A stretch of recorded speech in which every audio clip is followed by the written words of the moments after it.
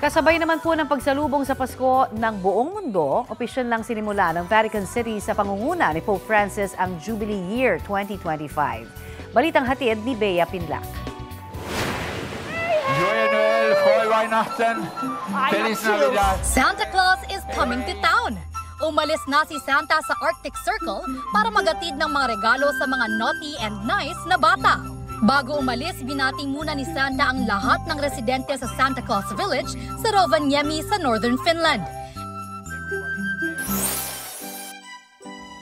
Isang blue Santa Claus ang nakiswim kasama ang mga penguin sa isang aquarium sa Tokyo, Japan. Patok ang Christmas paandar na yan sa mga bumibisita. Sa pamamagitan ng isang card play, nagturo si Santa sa mga bata ng lesson tungkol sa mga penguin na game namang sinagot ng mga bata. Nagdaos ng Christmas Mass sa kabubukas lang muli na Notre Dame Cathedral sa Paris, France.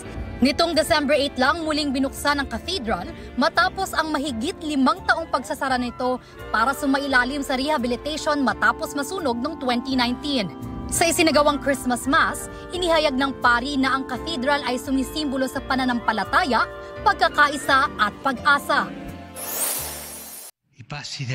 Sa bisperas ng Pasko, pinangunahan ni Pope Francis ang Jubilee 2025 sa pagbubukas ng Holy Door sa St. Peter's Basilica sa Vatican City. Sumisimbolo raw yan sa hope and redemption.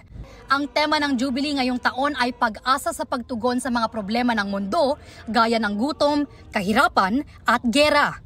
Ang mga dumadaan sa Holy Door ay sinasabing mabibigyan ng kapatawaran sa kanilang mga pagkakasala. Mahigit 32 million pilgrims ang inaasahang dadayo sa Jubilee na magtatagal hanggang January 6, 2026. Bea Pinlac, nagbabalita para sa GMA Integrated News.